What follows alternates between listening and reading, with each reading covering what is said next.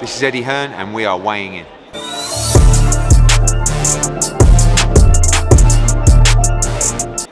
Yes, weighing in with Eddie Hearn. Firstly, Eddie, congrats on winning the WBA Promoter of the Year for the third year running. Are you the great promoter? I'm a great promoter. I mean, I think you only really get judged when you're done, right? Because people only appreciate you when you're gone. It's like when someone dies. All of a sudden you hear all these unbelievable, amazing things about this person that you never heard previously. So maybe when I die, people will think I'm a GOAT promoter, but until then, we're just having fun. That said, what starts the boxing year? Eubank, Smith, Yard, Bertaviev, and DAZN's first in the UK is WoodLara. But DAZN's first show was the double undisputed fight in New York. Is this the best start to a boxing year? Yeah, I think we're under pressure, everybody, because I think, you know, you've got like misfit stuff and stuff like that. And I think we've got to make great fights. And so far, you've seen, I mean, the New York card was unbelievable with Serrano Cruz, Baumgardner against Mekaled. Eubank Smith was a big event. Bertaviev Yard was a great fight as well. And now you've got WoodLara. I'm biased. I think it's the most exciting out of all of them. But you know, I think we've had a great start to the year in the UK, and we've got some great shows coming up. AJ returning, maybe an undisputed heavyweight world title fight as well. So lots to come and a good start to the year. Just going back to the undisputed night in New York, the quote, Clarissa Shields was in attendance. She got your attention.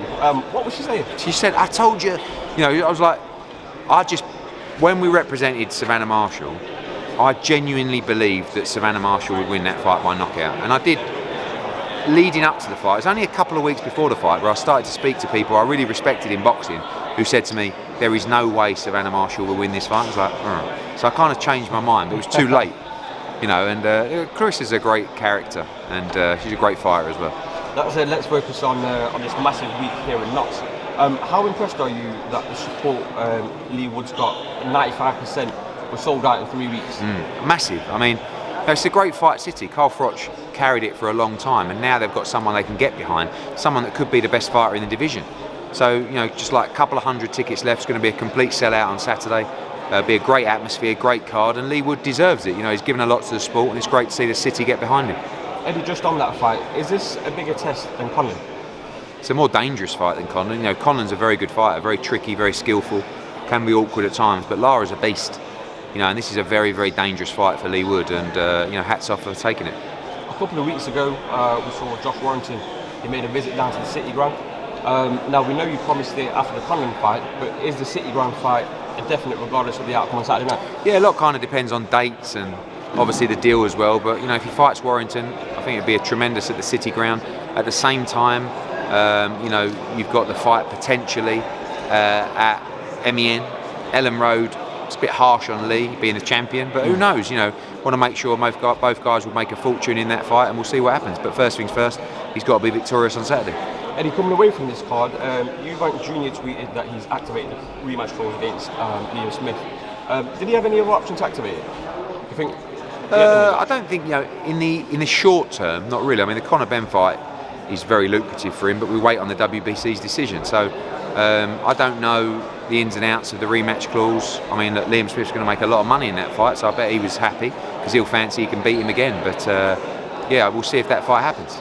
Also this week, there seems to be talks about a potential fourth fight between Fury and Wilder if the Usyk fight can't be made for whatever reason. What do you make of that? I mean, I'd rather see him fight AJ. You know, if the Usyk fight can't get made, we're ready to make that fight now for the summer. AJ's got Franklin on April the 1st. We would agree to that fight now. But look, hopefully for boxing, the undisputed fight gets made, but we'll see.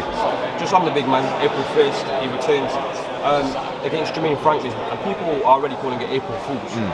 Why is AJ so disrespected? Good question. I don't know. I just think that people in our country, they don't really like success. You know, like they want to back you when you're on your way, when you're fighting against the system, and when you take over, they kind of don't really like it. Everything that AJ's done for the sport, you look at his resume, he should be highly respected. This is a tough fight against Jermaine Franklin. But, you know, it is what it is, and I don't think AJ should care anymore what people think. Just go out, enjoy yourself, do your thing, and try and become champion again. 100. And last one from me, last night there was this video circulating, Creed 3 premiere. Lawrence Okolie and Richard Riakphore got into it, hands-on. Have you seen it?